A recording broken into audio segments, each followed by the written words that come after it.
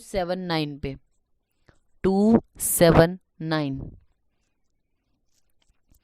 इसमें देखिए जो 426 नंबर श्लोक है उसका फर्स्ट वर्ड देखिए, सर्व अनुपानेषु वरम। सभी अनुपानों में वर यानी प्रधान बोला गया। इसके आगे एरो करके लिख लीजिए अंतरिक्ष जल। सभी अनुपानों में सबसे अच्छा किसको बोला गया? अंतरिक्ष जल को कहा गया है। ठीक है, नेक्स्ट आप आ जाइए 428 नंबर जो श्लोक है उसमें, उष्णो उदक अनुपानम तु स्नेहे नामत शस्यते, यानी अगर कभी भी आप स्नेह देते हो तो उष्ण जल का अनुपान करना चाहिए। ऋते, इनको छोड़कर, किसको? भल्लातक स्नेहात स्नेहात तौव्रक तथाश्च, यानी भल्लातक ये हम आपको पहले भी बता चुके हैं कि जो भल्लातक है और तुवरक तेल है। वैसे तो आप सभी स्नेहों में बोलते हो कि जब आप व्यक्ति को इंटरनली यानी स्नेहपान करा रहे हो तो उष्ण जल देना चाहिए, लेकिन ये कंडीशन ऐसी है, यानी तुवरक तेल या फिर भल्लातक तेल अगर आपने किसी को सेवन कराया तो उसके बाद उष्ण जल नहीं देना चाहिए। ठीक है, फिर देखिए आप 429 नंबर जो श्लोक है उसकी सेकंड लाइन में, शीतोदकम माक्षस्य पिष्ट अन्नस्य च सर्वथा, यानी शहद तथा पिष्ट अन्न के भक्ष्य के पश्चात शीतल जल का अनुपान करना चाहिए, ऐसा बोला जाता है। तो आप हिंदी की जो सेकंड लाइन है उसमें लास्ट में देखिए हाईलाइट कर लीजिए, शहद तथा पिष्ट अन्न के भक्षण के बाद शीतल जल का अनुपान करना चाहिए। अनुपान की यहाँ पे बात की गई है तो अनुपानों को अब डिस्क्राइब करेंगे अच्छे से। तो ये 431 से लेके 426 नंबर जो श्लोक 36 नंबर श्लोक है इसमें देखिए आप, पायो मांस रसो व अपि शाली मुद्ग आदि भी भोजनाथ, यानी शाली चावल या मुदग आदि अगर किसी ने खाए हैं, बाकी युद्ध अध्व आतप संताप विष मध्य रुजासुच, यानी मनुष्य जो थका हुआ है, मतलब ज्यादा चलने से, युद्ध से, धूप से, अग्नि संताप से, विष आदि से जो पीड़ित है उसके लिए पायो और मांस रस, उसके लिए दूध और मांस रस उसको देना चाहिए। फिर बोला गया माश आदरेशु अनुपानम तु धान्य अम्लम, यानी उड़द माशेर आदि, माश आदि जो आप भारी चीजें खाओगे उसका अनुपान क्या है? धान्य अम्ल या दधि मस्तु को बोला गया है।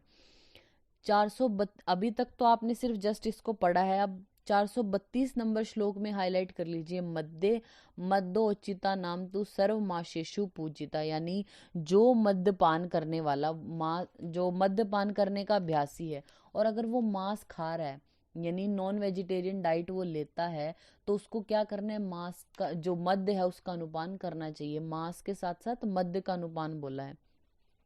433 नंबर की सेकंड लाइन को हाईलाइट कर लीजिए, क्षीरम घर्म आधव भाष्य स्त्री क्लांतान अमृतोपमम, यानी जो गर्मी से पीड़ित है, रास्ता चल के आया है, ज्यादा बोल चुका है या स्त्री सेवन से क्लांत है, जो उनके लिए अमृत के समान किसको बोला गया? क्षीर को बोला गया, दुग्ध को।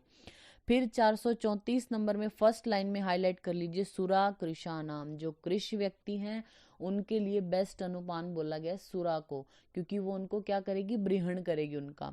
स्थूला नाम अनुपानम मधु उदकम को हाईलाइट कर लीजिए, जो स्थूल व्यक्ति हैं, जो मोटे हैं, उनको मधुदक, जो मधु का जल है यानी मधु को पानी में डाल के जो लेते हैं हम, उस तरीके से अनुपान करना चाहिए। तो फिर 435 नंबर श्लोक में देखिए तो आपको समझ ही जाओगे आप, यानी वात अगर किसी को रोग है तो स्निग्ध उष्ण मारुते पथ्यम, मारुत में स्निग्ध और उष्ण अच्छा है, कफ में रुक्ष और उष्ण है, और पित्त में मधुर शीत है, ये तो आप समझ ही गए हैं।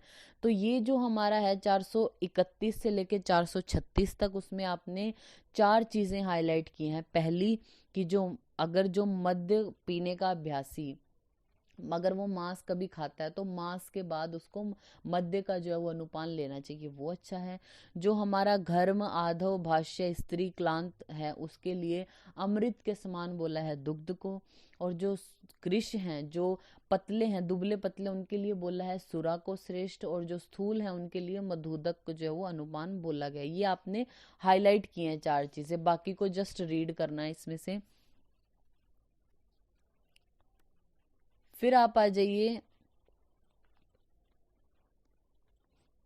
444 नंबर जो श्लोक है इसमें, 444 नंबर जो श्लोक है उसकी हिंदी पढ़िए आप, भोजन से पूर्व किया हुआ अनुपान शरीर को दुबला करता है। भोजन के मध्य में लिया हुआ अनुपान शरीर को उसी अवस्था में स्थिर रखता है, और भोजन के पश्चात किया हुआ अनुपान शरीर को पुष्ट करने वाला होता है। ये तो हमें पता ही है, नॉर्मली भी हम बोलते हैं कि खाना खाने के बाद अगर आप पानी पीते हो तो मोटे होते हो, खाने खाने से पहले पीते हो कुछ टाइम तो दुबले होते हो, और साथ साथ थोड़ा थोड़ा पी रहे हो खाने के बीच बीच में तो आप नॉर्मल रहते हो। तो इसके लिए हमारे जो अष्टांग संग्रह है या जो वागवट है, उन्होंने एक बोला है। इसके विमर्श में देखिए 445 का जो विमर्श है ना, उसकी सेकंड लाइन में देखिए क्या बोला है। सम स्थूल कृशा, सम स्थूल कृशा भक्त मध्य अंत प्रथम अंबुपा। ये आचार्य वागवट का ये जो श्लोक है, इसको आप हाईलाइट कर लीजिए। वो बोलते हैं सम, सम कब रहेगा? भक्त मध्य, जब खाना खाने के बीच में पानी पिएगा।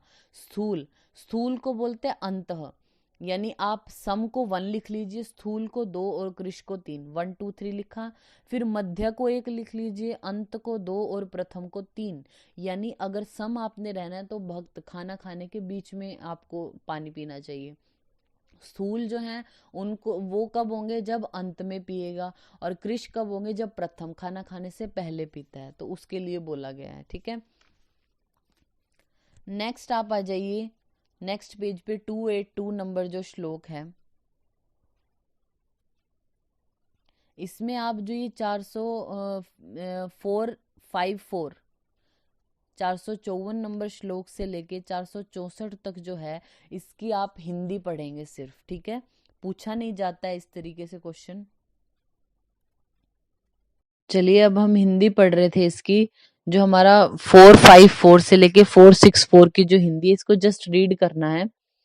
तो इसमें देखिए फर्स्ट लाइन में लास्ट में घृत जो है वो कृष्ण लोह के पात्र में परोसना है। यहाँ पे क्या बताया जाएगा कि जब आप किसी को खाना देते हो ना, तो कौन से बर्तन में, यानी किस तरीके का आपका जो है वो बर्तन होना चाहिए, किसमें किस चीज को आपके रख को देना होता है। तो जैसे घृत की बात की है, घृत को किसमें देना है? कृष्ण लोहे के पात्र में परोसना चाहिए। पेय पदार्थ जो होते हैं, जो लिक्विड होते हैं, चांदी के पात्र में देने चाहिए। ये याद रखना है आपने, पेय वाला जो लिक्विड चीजें होंगी वो चांदी के पात्र में देनी है। फल या सर्व प्रकार के भक्ष्य जो पदार्थ हैं वो ढाक, केला आदि के पत्तों पर परोसने चाहिए। सूखे या दधी छाछ से जो प्रदिग्ध पदार्थ हैं उनको स्वर्ण के पात्र में परोसना चाहिए। जो द्रव पदार्थ तथा मांस फलादि हैं उनको चांदी के पात्र में। कटवर यानी जो तक्र है या खंड यूष आदि को पत्थर की कटोरियों में परोसना चाहिए। नेक्स्ट, अच्छी प्रकार से उबालकर ठीक रूप से शीतल किया हुआ जो जल है उसको तांबे के पात्र में, हम वैसे भी बोलते हैं ना, जो जल होता है हमारा उसको तांबे के उसमें रखना चाहिए, अच्छा होता है, तो वो बताया गया है। पानी, पान या मध्य है जो उनको मिट्टी के बर्तन में। शीतल या शुभ्र जो है वो कांच या स्फटिक के पात्रों में पानी, पानक या मध्य भर देना चाहिए। राग, शाडव ये सब वैडूर्य के पात्र में परोसने चाहिए। ये परोसने के बाद ये बोलते हैं कि जो आप जो है वो रखोगे चीजें, वो कैसे रखोगे? सामने के निर्मल तथा चौड़े व मनोहर पात्र में सूप जो है वो, और थाली में चावल, चटनी, रायता आदि ये परोसें। फल या सर्व प्रकार के जो भक्ष्य हैं या अन्य सूखे हैं, वो भोजन जो है वो दक्षिण पार्श्व में रखने चाहिए। जो द्रव पदार्थ हैं, मांस आदि हैं, इनको वाम पार्श्व में रखना चाहिए। बताया गया है कि लिक्विड जो है वो किस साइड में आपको परोस के देना चाहिए, या फिर भक्ष्य या सूखी चीजें जो है वो किस साइड में। तो जो सूखी हैं या भक्ष्य हैं, जो चीजें फल आदि हैं, वो राइट साइड में रखने हैं। और जो हमारे लिक्विड हैं या मांस रस है, पानी है जो पीने का, लिक्विड वाली चीजें आपको लेफ्ट साइड में यानी वाम पार्श्व में रखनी है।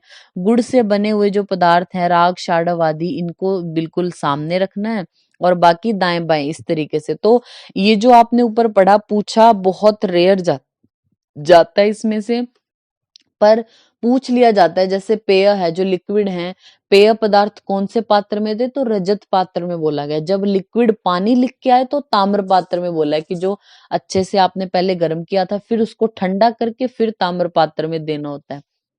घृत को जो है वो कृष्ण लोहे के पात्र में परोसना है। इस तरीके से जस्ट एक बार आंखों से निकालना है इस चीज को, हाईलाइट हमने नहीं किया। ये 466 नंबर जो श्लोक है, 400